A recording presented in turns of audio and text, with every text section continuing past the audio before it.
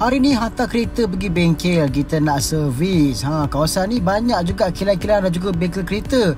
Nak tunggu kereta siap servis ambil masa juga. Jadi kita pusing-pusing lah tengok apa yang ada kawasan ni. Mana tahu ada kedai ke.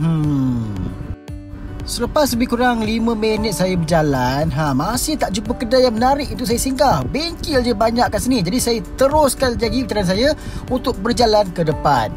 Bila dah sampai kat ujung tu, akhirnya ternampaklah ada juga kelibat kedai. Kedai apa tu? Kita ada stesen minyak Shell. Kalau ada Shell, mesti ada kedai runcit atau kedai seboneka dekat sini. Shell Select. Jom tengok apa yang ada dalam kedai ni. Bolehlah cuci mata sementara menunggu kereta siap untuk diservis. Mainan pun macam-macam juga dekat sini. Dan juga gula-gula. Tapi yang paling menarik perhatian saya, kita ada Hot Wheels Collectible Cards. Ini rare ni. First time saya tengok. Dan harga dia pun agak berpatutan jugalah. Satu pack ni ada lebih kurang 6 kad yang boleh kita kumpulkan. Jadi untuk first time ni saya belilah 3 paket. Teringin juga nak tengok kualiti kad yang dikeluarkan oleh Hot Wheels. Sebelum ni beli kereta je, hari ni kita beli kad pula. Baiklah, sekarang kita akan buka paket yang pertama. Jom tengok kad apa yang ada di paket nombor 1. Okey, dah terbuka sikit ni. Alright.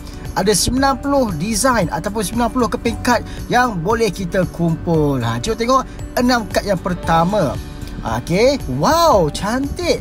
Kad pertama kita ada Off-Road Hot Wheels. Ni pun Off-Road Hot Wheels juga. Dia nama kat bawah. Loop Coupe, Mad Props. Rasanya ni nama-nama kereta dan kapal terbang kot. Fast Forward, Hot Wheels Popa Wheelie. Alright. Ini kita ada Hollows Bag. Cantik juga dekat kad dia color emas. Adakah ini kad rare? Nak tahu juga.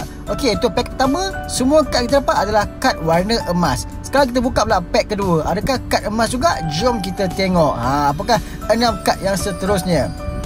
Kad pertama, kad emas lagi. Team Hot Wheels Corkscrew Buggy. Seterusnya kita ada Canyon Carver.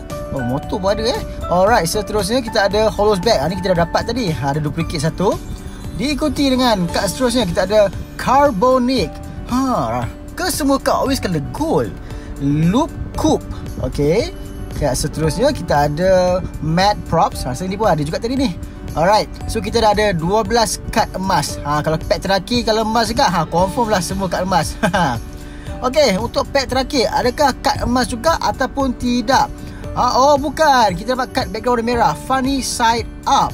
Diikuti dengan Ice Cream Truck. Ni background warna biru pula. Okey, seterusnya kita ada warna merah lagi, Rain and Rig. Okey, diikuti dengan Street Shaker. Okey, kad seterusnya kita ada Nerve Hammer. Dan kad terakhir kita dapat Backslider.